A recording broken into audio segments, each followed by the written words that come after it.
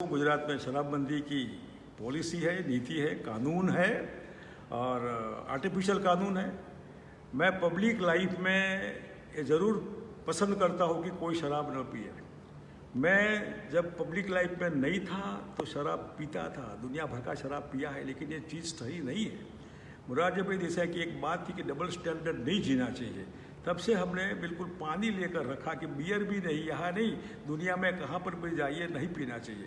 लेकिन आज गुजरात जो है, उदयपुर बगल में है, आबू बगल में है, दमन बगल में है, सेलवास बगल में है, मुंबई बगल में है, हमारा भोपाल इंदौर भी बगल में है, तो सब जगह दारू खुला है।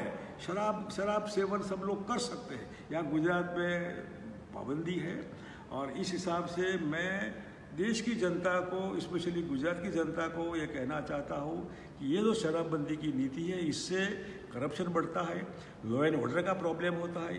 पुलिस का पूरा काम दारू को पकड़ो, शराब की बोतलें पकड़ो, फिर तोड़ो फोड़ो, करप्शन दुनिया भर का मामला।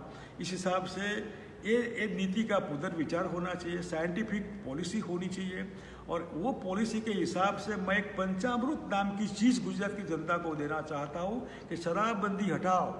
साइंटिफिक अप्रोच वाली शराब पीने की सिस्टम जो दुनिया भर में, बेंगलुरु में है, मुंबई में है, दिल्ली में है, ऐसा ही इंट्रोड्यूस यहाँ करो और इस हिसाब से जो गुजरात की इनकम बढ़ेगी। इनकम मेरे लिए बाय प्रोडक्ट है, लेकिन उससे क्या होगा, हमारे गुजरात में एजुकेशन और हेल्थ इतना प्रॉब्लम है। आम मिडिल क्लास परिवार अगर बच्चों की फीस देना है तो प्रॉब्लम में है, अगर हॉस्पिटल में जाना है 2-4 लाख का बिल भी देना है तो वो भी प्रॉब्लम है। इकोनॉमिकली बहुत प्रॉब्लम है और ये कोरोना के बाद तो इसको प्रॉब्लम को बढ़ना है। लॉकडाउन के बाद इकोनॉमिकल ख़त्म हो गया पूरा गुजरात। इस हिसाब से जिस परिवार की सालाना इनकम 12 लाख हो, उस परिवार के बच्चे को गवर्नमेंट ऑफ गुजरात मुफ्त शिक्षण देगा, उसकी पोस्ट ग्रेजुएशन की पढ़ाई गवर्नमेंट फीस देगी। इतना ही नहीं, अगर हेल्थ में भी प्रॉब्लम है तो प्राइवेट हॉस्पिटल में भी ट्रीटमेंट कराइए। आपकी इनकम 12 लाख सालाना है तो 12 लाख रुपये का हर साल जो भी मामला है हेल्थ के हिसाब से बिल जो आएगा वो गवर्नमेंट पे करेगी। शिक्षा और आरोग्य उसकी पूरी चिंता गवर्नमेंट करेगी, जो गवर्नमेंट आपकी है। 90% गुजरात इसमें आ जाएगा। दूसरा प्रॉब्लम है पानी का और बिजली का। पानी किसान को खेत में चाहिए, यहाँ पीने का चाहिए। हमने गुजरात की जनता को पीने का पानी मुफ्त दिया था जब मैं 96-97 में शासन में था। आज फिर से मैं गुजरात की जनता को कहना चाहता हूँ कि पानी में आपको वाटर टैक्स आपका माफ़ होगा और किसान को जो बिजली से पानी निकालते हैं अपने खेत के लिए, नॉर्थ गुजरात जो है पानी बहुत नीचे है, 2000 फीट से नीचे, उसका हॉर्स पावर के हिसाब से लिया जाएगा बिल, मीटर के हिसाब से नहीं, 400 रुपये प्रति हॉर्स पावर। साउथ गुजरात में पानी ऊपर है, वहाँ के किसान से 500 रुपया प्रति हॉर्स पावर लिया जाएगा, ज़्यादा नहीं। यानी कि हॉर्स पावर के हिसाब से लेने से उस मीटर की ज़्यादा झंझट नहीं होती है। किसान चोरी नहीं करेगा, जो कई एलिगेशन होते हैं किसानों के ऊपर, लोग पट्टी लगाता है मीटर में, मीटर घूमता बंद कर देता है, वगैरह वगैरह। यानी कि पानी किसान का, पानी पीने का रियायतें होगी, वाटर टैक्स लगता है वो माफ़ होगा। इतना ही नहीं, बिजली जो है वो बिजली घर पर जो लोग अभी भी, चाहे जीईबी हो या हमारी टोरेंट हो या प्राइवेट जो भी बिजली हो, उसमें 100 यूनिट से उसका बिल स्टार्ट होगा।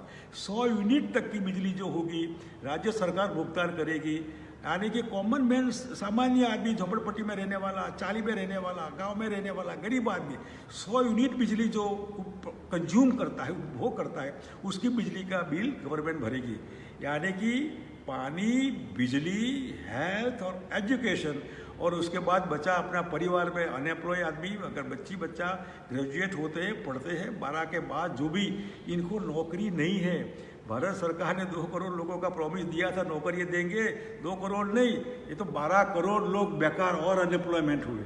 मैं गुजरात की जनता को आश्वासन देना चाहता हूँ कि जब हम शासन में थे हमने नौकरियाँ दी है। फिर से अगर आपका परिवार में कोई भी आदमी अगर अनएम्प्लॉय है तो उसके लिए हम 12 से ऊपर के लोगों को तकरीबन हर साल 2 लाख लोग, यानी कि 5 साल में 10 लाख लोगों को नौकरी देने का प्रावधान होगा।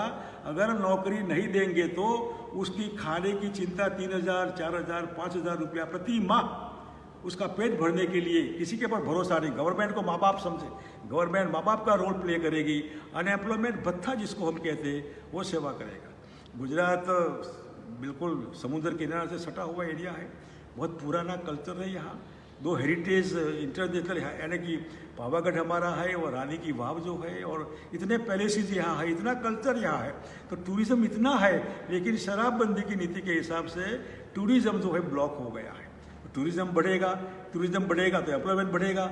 इतना ही नहीं, अगर शराबबंदी के हिसाब से बच्चे लोग जो स्कूल कॉलेज में पढ़ते हैं वो ड्रग के चक्कर में आ गए, हशीश, अफीम, गांजा, चरस आमतौर पर सब अर्बन एरिया में बिकता है, और मैं समझता हूँ कि हर कॉलेज के देने भाई ये चीज़ जो है बच्चों को ड्रग में डालने की, इस शराबबंदी के हिसाब से ड्रग का कारोबार गुजरात में बढ़ गया है, उसको भी ब्रेक लगाने की ज़रूरत है, वरना जो जुवानी हमारी यूथ जो हमारा है बर्बाद हो जाएगा।